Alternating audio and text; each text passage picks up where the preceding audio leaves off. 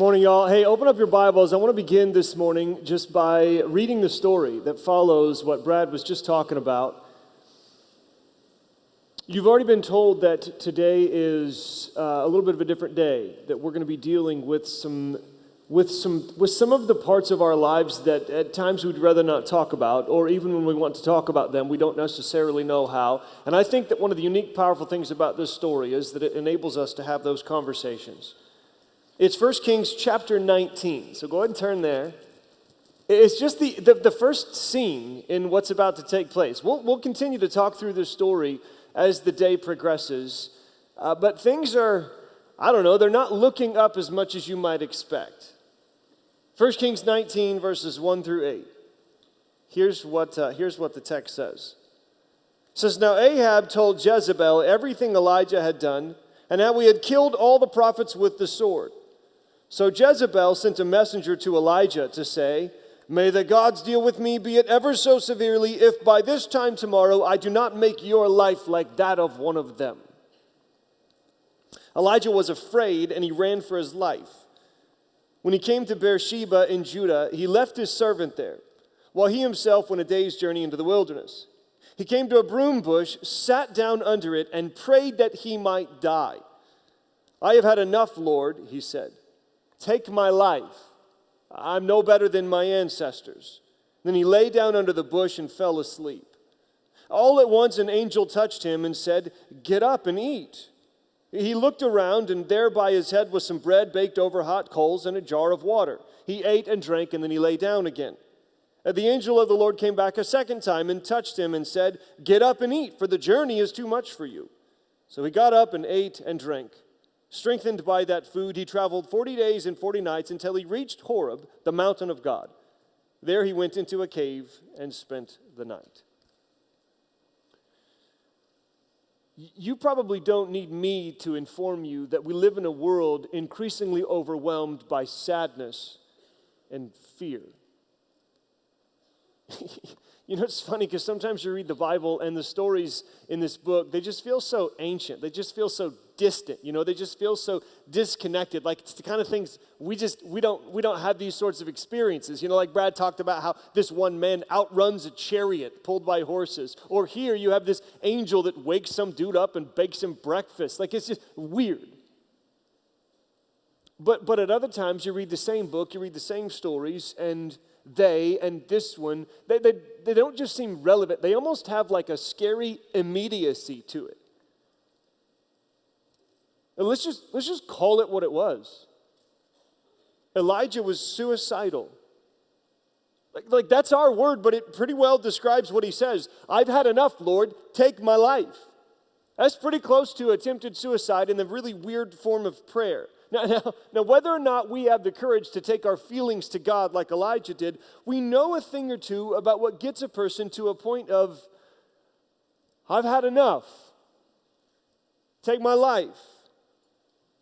I don't know if you know the name Noah Patoven. Here's a picture of her. It's going to come up back here. She's young lady, about 17 years old, same age as many of you. She's from the Netherlands, so Dutch girl, born and raised over there. She actually passed away earlier this summer in her living room, surrounded by her friends and family. Her story is a pretty sad one. It dates back to when she was 11, 12 years old. Twice as a preteen, she went to parties and she was sexually assaulted. Then a couple years later, when she was 14 years old, she was attacked by two men when she was walking home, and she was raped. She, as you can imagine, went into this cycle of despair and of disorder, and this trauma had all but ruined her. And she actually wrote a book about it. She wrote this book called Win or Learn, and it was written in 2018. It was a bestseller, sold a ton of copies over there, and she was on news stories, and she began to process her pain that she hadn't talked about for years, and it seemed like things were looking up, and yet the success of her book and the notoriety that it brought didn't seem to fill the deep pain that was still present inside of her. Just this last spring, she actually approached the authorities in the Netherlands and made a formal request for euthanasia, assisted suicide. It's legal over there for the doctors to assist someone in dying as early as age 12, which is crazy. Now, thankfully, in this case, they rejected her request. They said, no, we don't think that your case is at a point where we feel comfortable helping you die. But she just didn't help anything. So she's just struggling. And so finally, with the support of her family and friends, she decided to take matters into her own home. And she basically starved herself to death. She said, no more food, no more water, I've had enough. And she died in her living room earlier this summer. Before she passed away, she posted some different things to Instagram. I want to read you some of what she said in these posts. In the last one that she put up there, she said, after years of fighting, it's finished. After many conversations and assessments, it was decided that I will be released because my suffering is unbearable. It's finished. I have not really been alive for so long. I survive, and not even that. I breathe, but no longer live. The newspapers in the area, of course, interviewed her parents about this great tragedy. How could you allow this to take place? And her parents told the newspaper, what can we still do? We have tried everything. Which institution can still help her, they asked, saying that she had lost hope of ever recovering. I actually heard this story saw her picture when this summer this is random, I know, but I was in the country of Scotland over in Europe. It's a beautiful place. It's as green as you'd imagine. The people are interesting. The grass is green. The castles are gorgeous. And I was walking along this city in Scotland called Aberdeen, and there was this bridge that just struck my attention. It's called Union Bridge. I got a couple of pictures of it for you. Here's the bridge. On the left, you'll see what it looked like about 100 years ago, a very old bridge. On the right, you'll see a little bit more of an updated version, and you have the storefronts behind it. And if you could see it, it's kind of ornate in its detail. Now, the next picture is one that I took because this is what the bridge looked like when I was there. I couldn't help but notice, right? You don't just walk by this and not pay attention to it. There's a 6-7 foot fence across this bridge, and I started to look closer at some of the things that you see on there, and you'll see various signs that say things like, it's not the bridge, it's the lack of services. You'll see them here in just a second. They'll come up like that. Others that would say things like, if I had some money for every time somebody told me to just get over it, I'd be a very rich person. On the right here, you notice there's these 4 sheets of paper. They're laminated and attached up to the fence, and it's this woman's story, handwritten. And I'd read the whole thing. It's heartbreaking. A story of panic and fear and isolation and loneliness and nobody being able to help. It's a story of depression and attempted suicide at despair. There's one more that I want you to see. This one caught my eye because look, here's these people. I don't know them, for Kit, for Zoe, for Liam. I'm thinking, who are these people? What's going on? And you have your suspicions, and you're probably right. I did some research on this, figuring out what was going on with this bridge. And it's actually a bridge that has a long history in this particular city in Scotland, but they had just put this fence up just in the last year or so because over the last decade, more than 100 people have lost their lives because they jumped off the side of this bridge. You know that this is not just a problem over there. I don't know if you know the numbers. I don't know. I can't find them for 2018, but in 2017, over 47,000 Americans took their own lives. It's 2,000 more than the year before. The rate has been increasing every year for the last 20 years or so. It's higher than it's been in 50 years.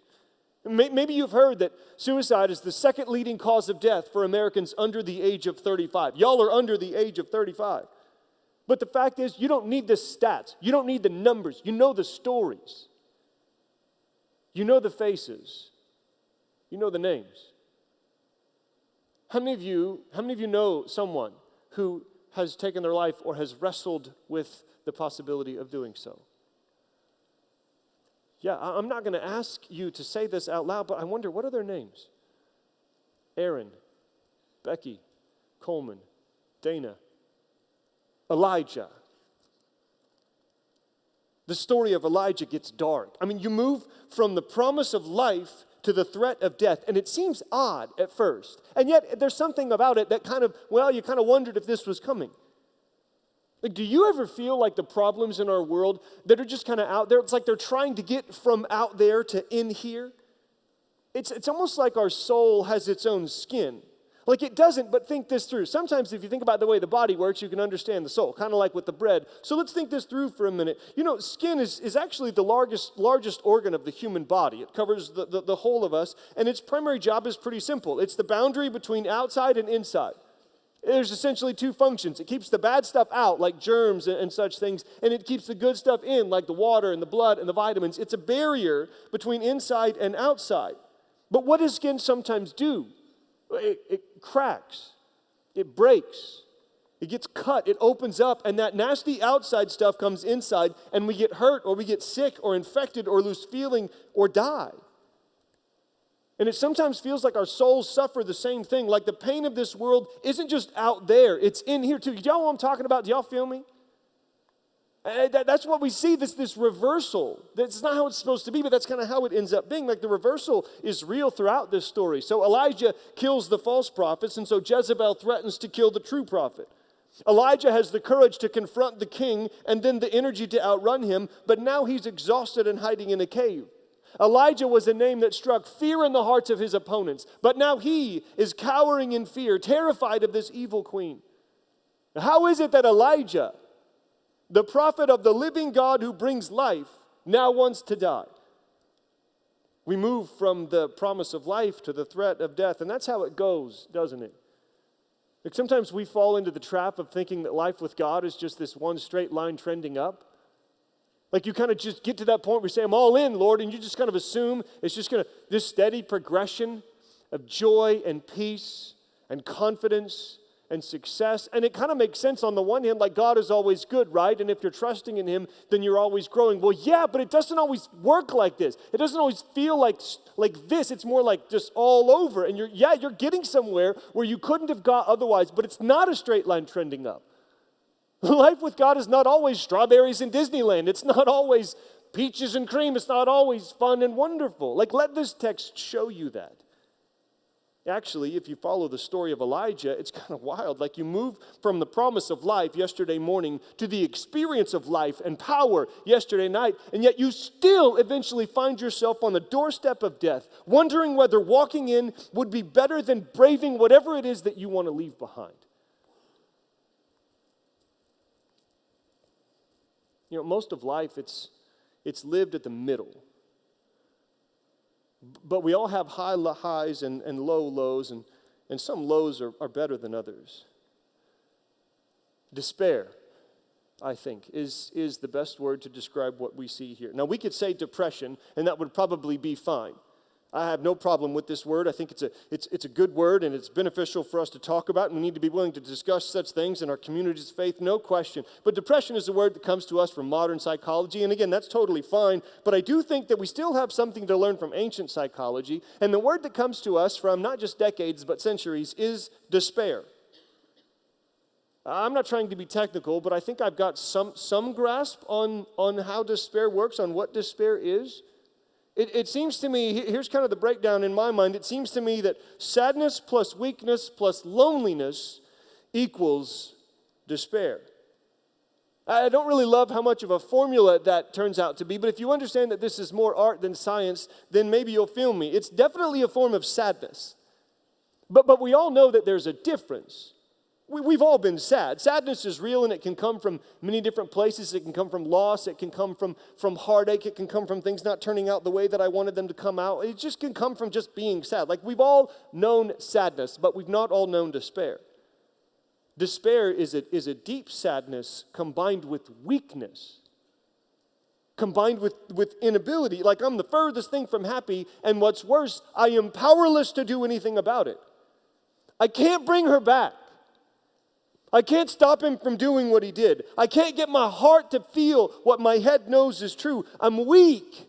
But again, there's even one more step, because if I'm sad and I'm weak, but I know that there is someone here who can help me, I'm still not great, but neither am I in despair. This is why we ask so much of each other. This is why I'm scared for some of your relationships. I'll be frank with you. I'll be honest. And it's not just the temptation towards sexual sin. Like, that's a big deal, too. And it's something that we, of course, need to address if you're going to live a full life in God's kingdom. But that's, like, obvious, and everybody knows that part, right? Like, what really worries me about young romance and even friendship is the ways that we look to one another to fill the hole inside or to overcome the overwhelming troubles in and around us.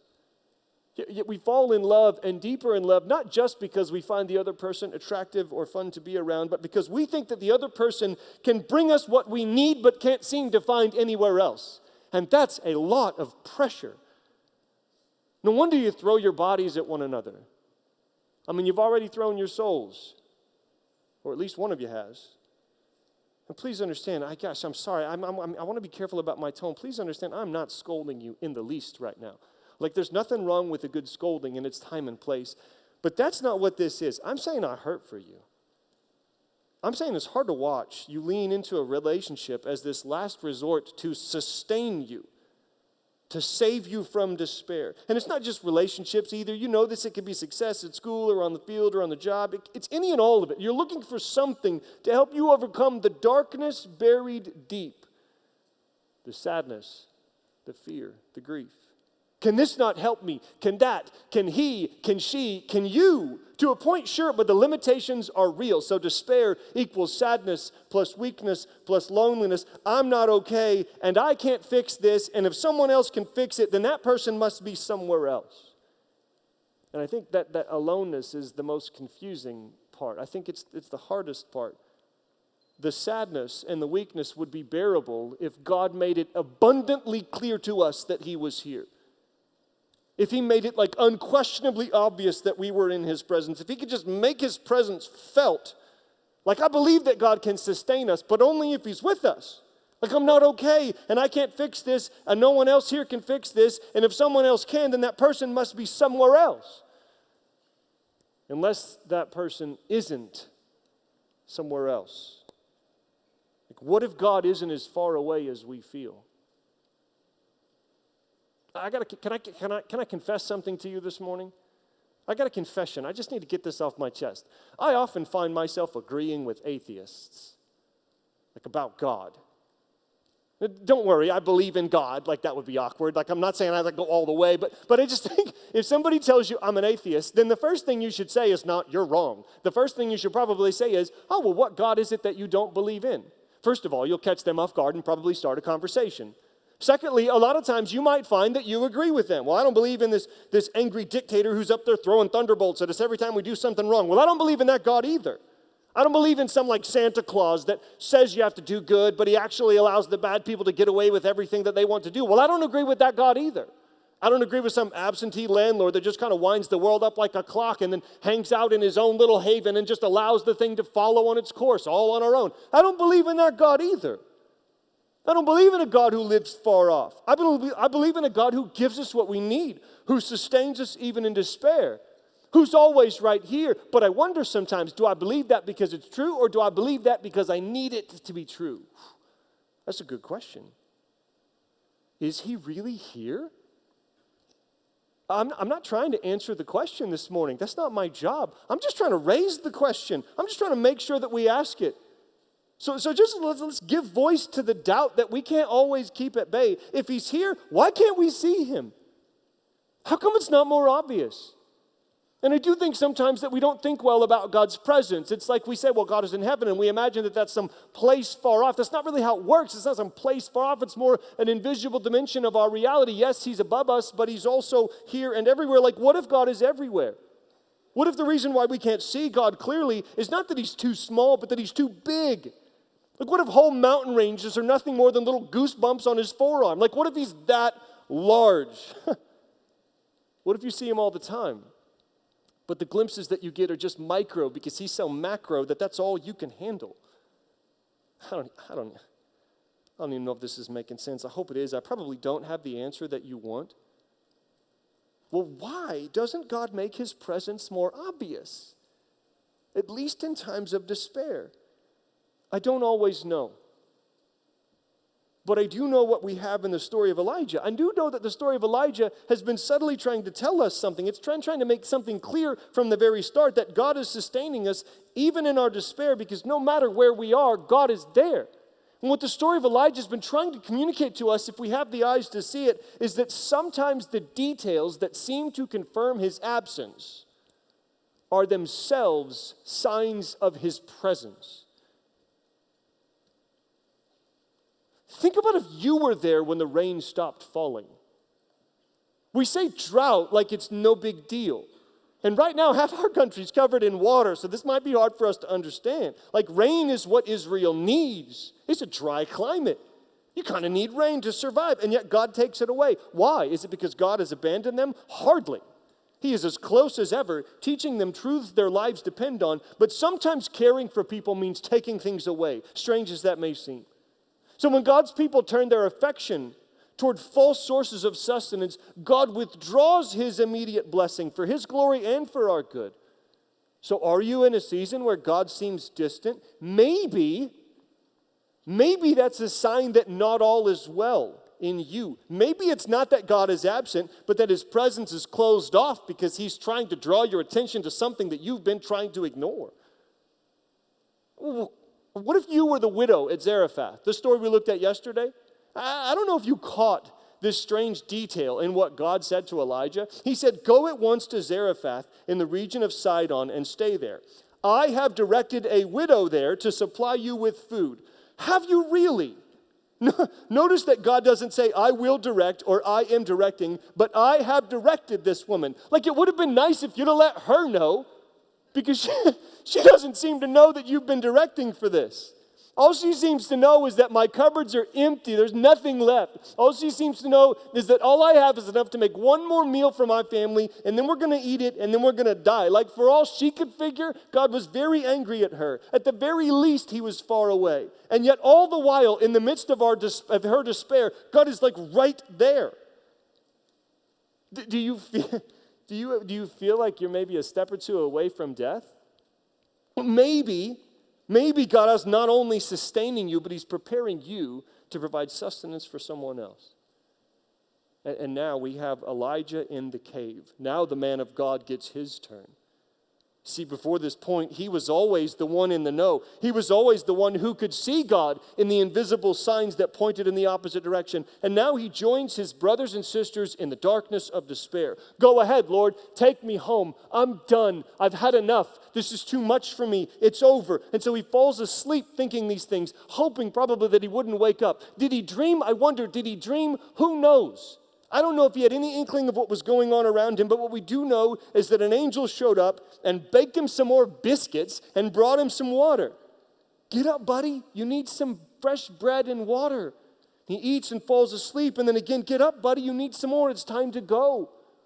Like, are you at this point in your journey where all you have the energy to do is to turn back over and fall asleep? Maybe you're getting tapped on the shoulder this week. Get up. Bread and water. Time to get going. I don't know where you are. I know where Elijah was. I've been there. I know that God can sustain us even in despair if he is with us. Well, what if the problem is not God's absence, but instead the problem is that what we can see with our eyes, Jezebel and all that she represents, the threat of chaos and death, what if this threat has become so large in our field of vision that we forgot to keep our eyes doubly open, that we forgot to keep our inner eye attuned to that which the natural eye cannot see? I am sure of this. If we want to see God's sustaining presence, we must cultivate an eye for the unseen, for to ignore the invisible is to invite despair to win. But despair is defeated when we realize that while we may be sad and while we may be weak, we might in fact never be alone. Could it be true? Like, what if it is? What if God isn't as far away as he feels? I know sometimes it feels like he's not here. I know sometimes it feels like he left, but what if he didn't? What if he hasn't gone anywhere?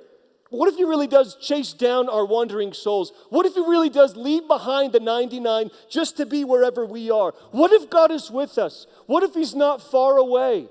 Like, what if he's closer to us than the people on our right and left? Closer than the clothes we wear? Closer than the air we breathe?